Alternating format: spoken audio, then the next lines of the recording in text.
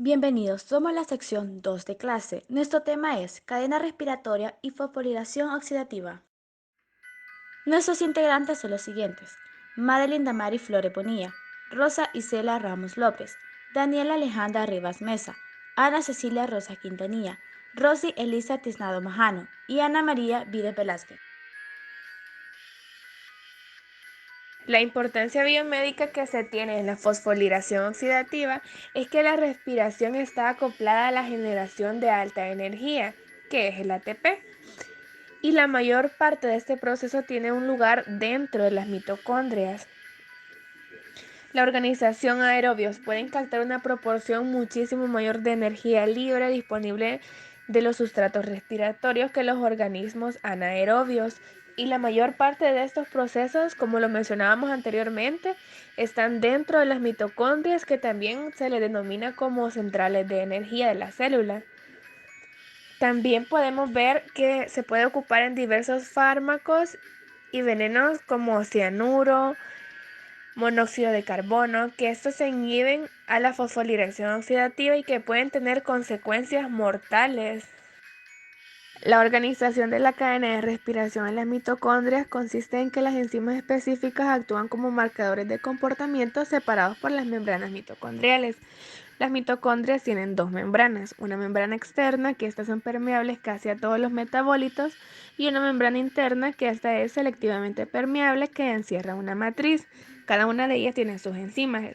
Las enzimas de la membrana interna son los acarreadores de electrones complejos del 1 al 4, ATP sintasa y transportadores de membrana.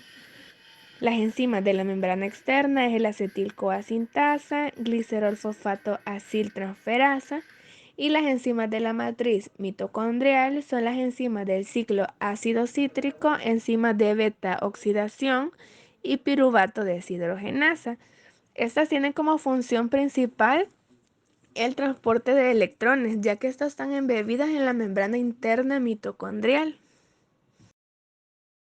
Papel de la cadena respiratoria en la captura de energía. En el ciclo del ácido cítrico se captan dos fosfatos de alta energía durante la conversión de succinil-CoA en succinato. Estas fosforilaciones sobrevienen en el ámbito del sustrato. Y así, por medio de estas reacciones, damos a conocer la fosforilación oxidativa, que se da por medio de la cadena respiratoria. Por otra parte, cuando un mol de sustrato se oxida, mediante los complejos 2, 3 y 4, solo se van a pasar a formar 1.5 mol de ATP.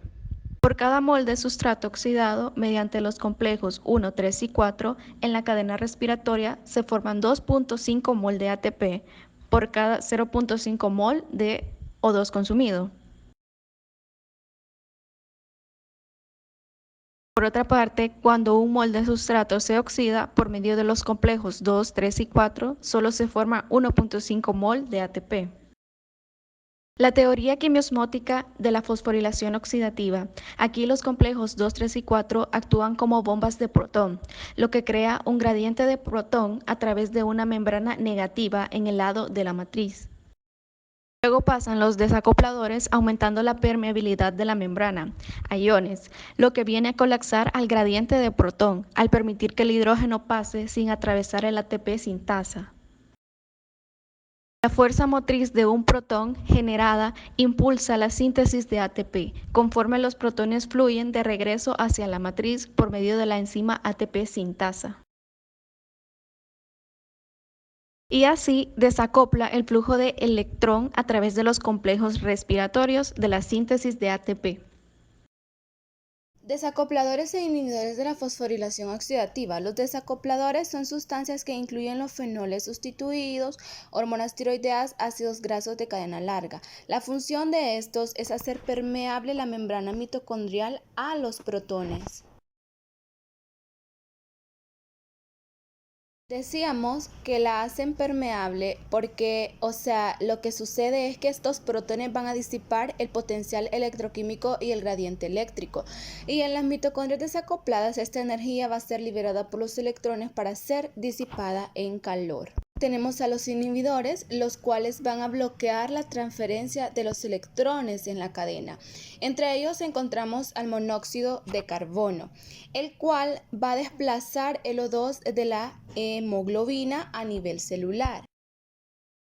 Cuando desplaza la hemoglobina a nivel celular, este se une de una forma reducida al hierro de los grupos de la citocromo oxidasa para bloquear la entrada del O2. También podemos encontrar como otro inhibidor el amital.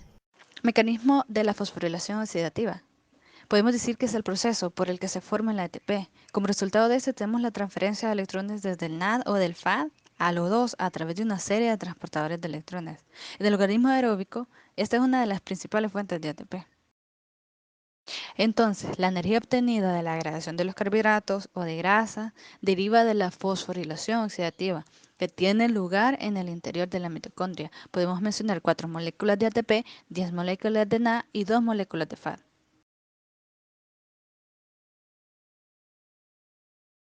El complejo enzimático consta de un subcomplejo F, que es un disco de subunidades de proteína C.